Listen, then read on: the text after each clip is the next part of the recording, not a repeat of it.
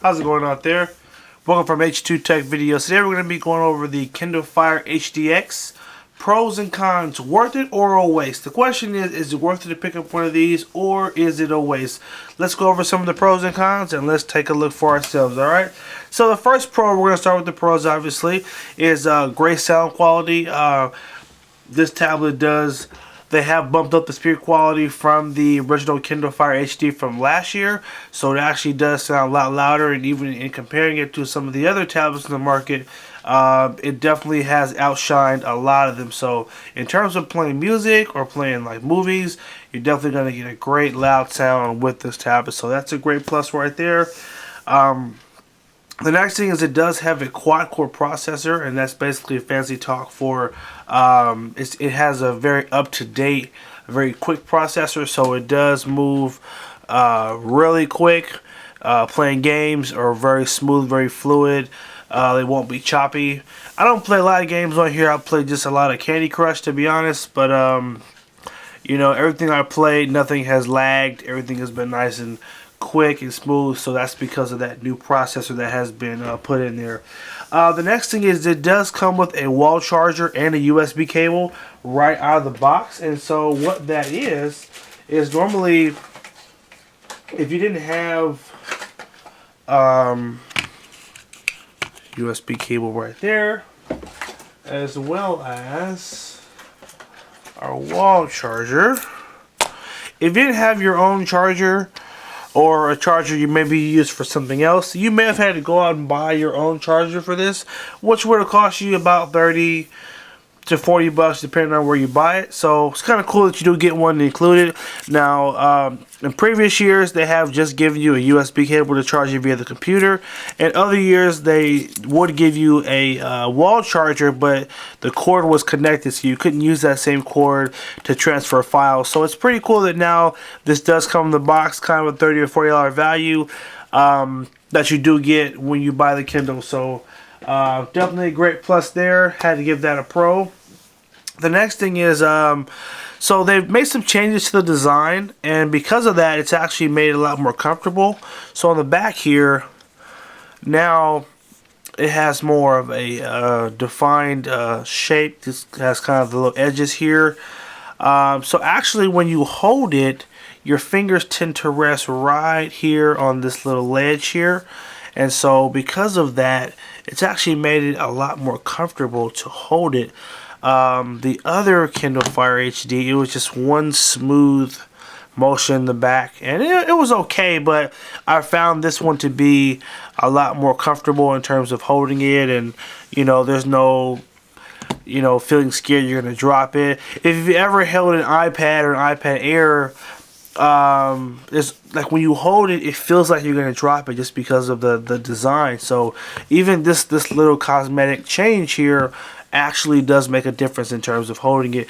And again, it's on all sides, so that little bump even makes it comfortable to hold it even in the portrait mode as well. So definitely a great plus, change in design. And this also is a little bit smaller, a little bit lighter than last year's Kindle, so just makes it even more portable and even easier to take with you, and not, you know, be an extra weight in your purse or in your hand or in your bag.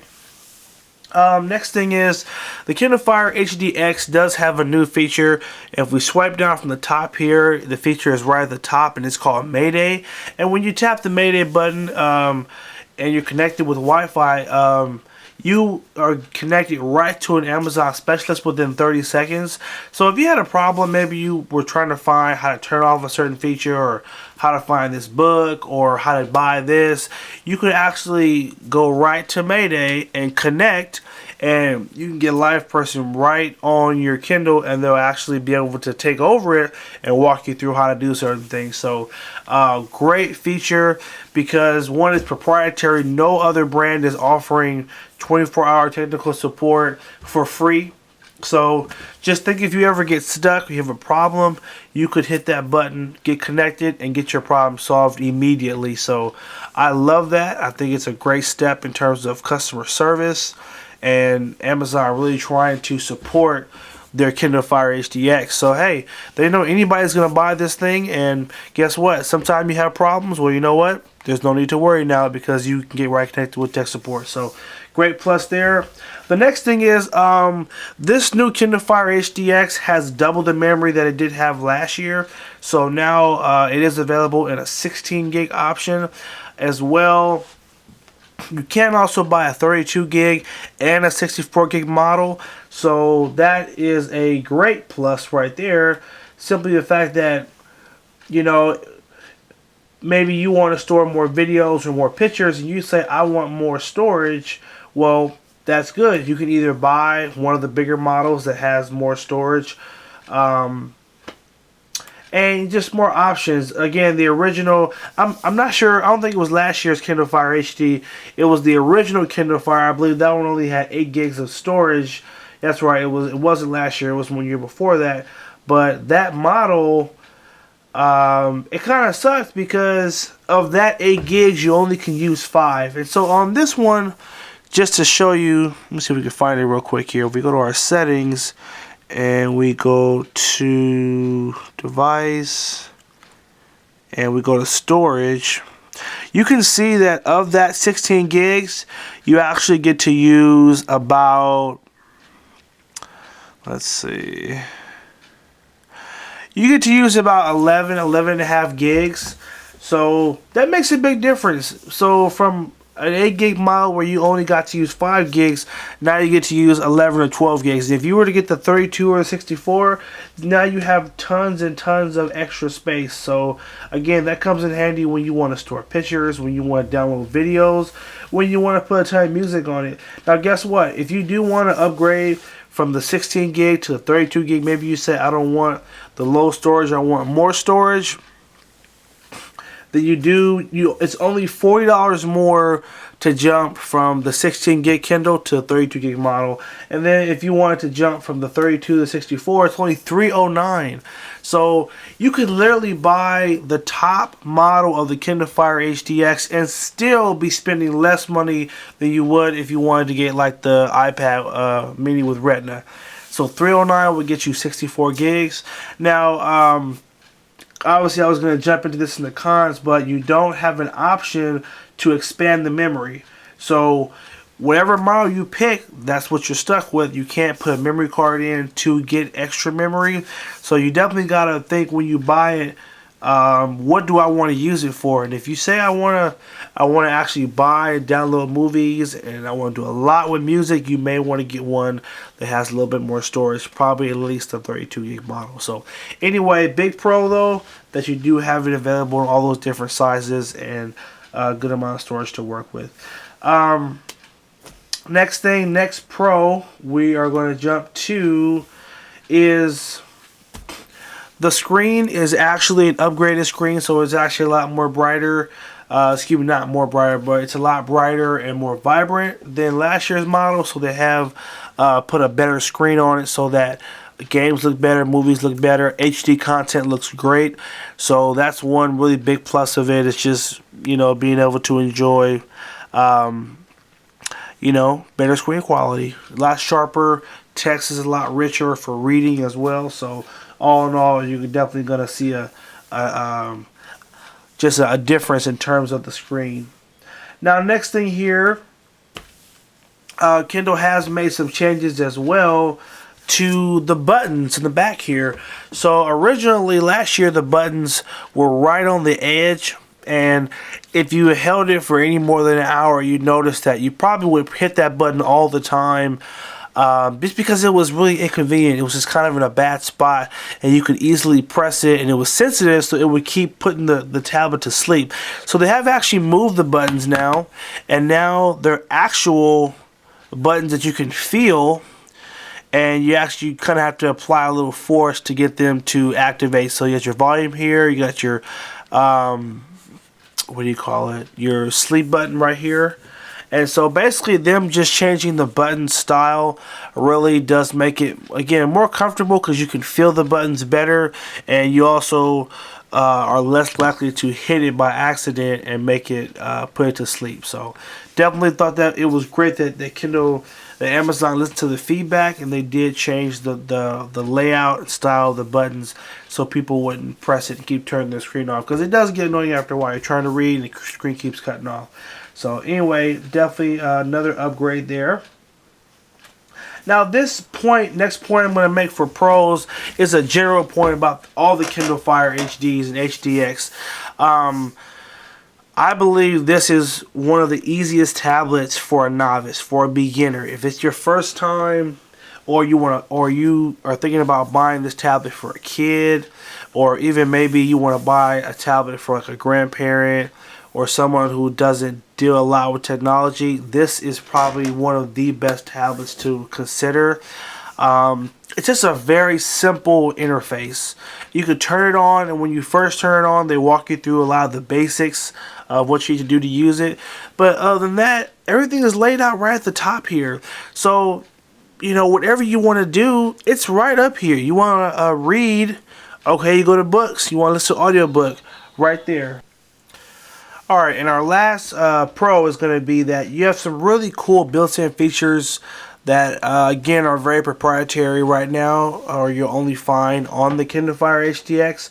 One of them being a feature called Test Drive, and if you actually go to apps and you go to the store, sorry, they're trying to get you to do the tutorial. Come on, okay. So you go to store, and they want to show you how it works. We get it. Go to store, and there's a section on here that's called Test Drive. Here it is, right here. So Test Drive is right on the side here, and Test Drive is a list of apps that you can actually test out. So some of them are free and a lot of them are paid apps. You can actually try them before you buy them to see if you actually like them, so you don't end up having to spend your money if you may say, I don't like that one. So that's another great feature that's proprietary to the Kindle. No other app store lets you test out apps before you buy them. Now this is another feature. It's called Kindle Freetime, and with this feature you can actually set up a special account for kids, so you can actually monitor what content they're looking at. You can choose if you want them to be able to look at the internet or not look at the internet. You can even set time limits for how long they can use it. So this is a great feature because, one, you can separate your stuff from the things that they see on the tablet and really have more control over what they can do and how they use it. So that's one of the reasons this tablet is so great for so many different people in different ages, because especially for kids, you can get this for them. You can monitor what they use and what they do on it, and you know, no other tablet really provides that extensive level of control in terms of setting up accounts for kids and whatnot. So great pro right there, and I love that. Another thing real quick, if you go to the App Store, they actually give away one free app a day, and it's always right in front. So see today's free app of the day, come Dev Store. So every day you get a free app. So literally think about 365 days a year. Every day you'll get a new app. They're going to take a free app, or they're going to take a paid app, excuse me, and they're going to make it for free. Now guess what? You can't choose which one it is, but I mean at the same time, a free app's a free app. So anyway, let's cross over into the cons. First con is going to be that I wasn't too happy with the fact that they did release this new Kindle at a $30 price increase. So now it is $229, where last year it did come out for $199. I do understand, however, they have again upgraded the screen. They have made some changes to the design. They also have, what do you call it? They have they're including the wall charger as well as the USB cable in the box. So that's something that technically some people would have to go out and pay for. So in that case, you know, I get that, you know, the reasoning for that. I still would have given people the option to buy those things. I feel like if they had priced it at $199, it would have been even more competitive, because, for example, the Nexus, they raised their price up to $229. And I don't know. I really like the $199 price point, but I think that people will still buy this tablet simply the fact that the last ones have been good and they're only getting better. So anyway, that was one con. Next con I did mention earlier, no expandable storage, so you can't plug in a memory card or a flash drive. But obviously you can just pay that $40 difference to get more storage when you first buy it. Next thing is there is no rear camera. So you actually only get a camera on the front, which to me kind of sucks. I always love front and rear camera just because you never know when you want to snap a picture or something. Granted, I wouldn't use this to snap like really detailed quality pictures or family pictures, but maybe there's a piece of paper you want to take a picture of it so you can look at it later or something like that. Like that's why I kind of like to have that rear camera, but you know, it's not there, not that big of a deal, but you know, definitely would be kind of cool if it did have it. Next thing is they have removed the micro HDMI port. Now what that was is last year there was a cord you could buy that would let you plug it up to your TV and mirror your screen to the TV. You can't do that anymore. Actually the feature is still there, but you have to do it wirelessly now. And I am probably just about an expert at this device and I still can't figure out how to do it. I've even used the Mayday service to ask them how to do it and they couldn't tell me how to do it.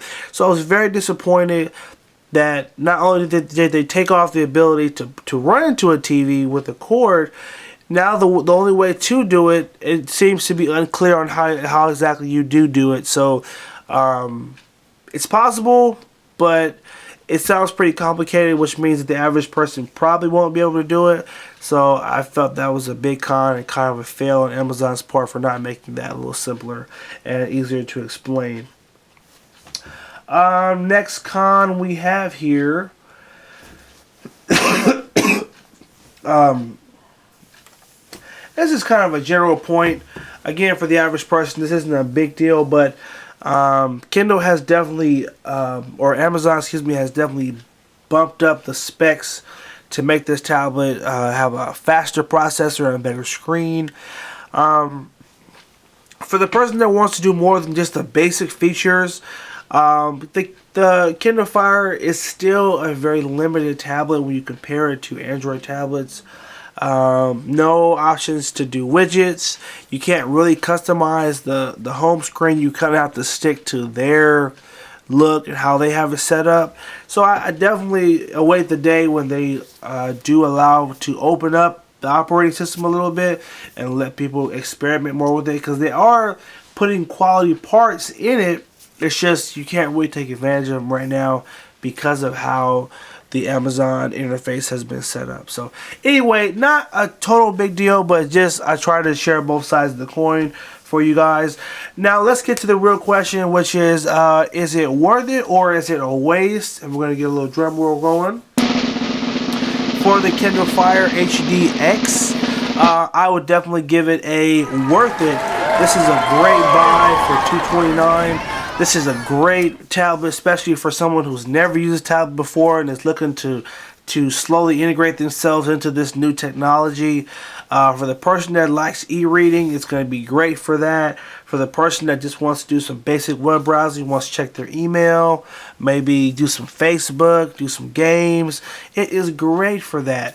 I think a lot of people are going to enjoy this. I think definitely if you're a senior, you're looking for something basic, this is a great start. If you're a parent and you're looking for something to get for your kid, this is a great tablet to get. Kindle Freetime will give you so much control over the tablet, what they can view, how they use it. It's also very light, so you could probably drop this thing. Don't totally quote me on this, but like I feel like because it is very light and because of how, you know, the design is made with the matted material, that this could probably sustain a couple of drops, where if I was to compare it to like the Galaxy Tab 3 7.0, which is a great tablet, this would stand longer than that Tab 3 in terms of a drop test, just in my opinion. So anyway, great tablet.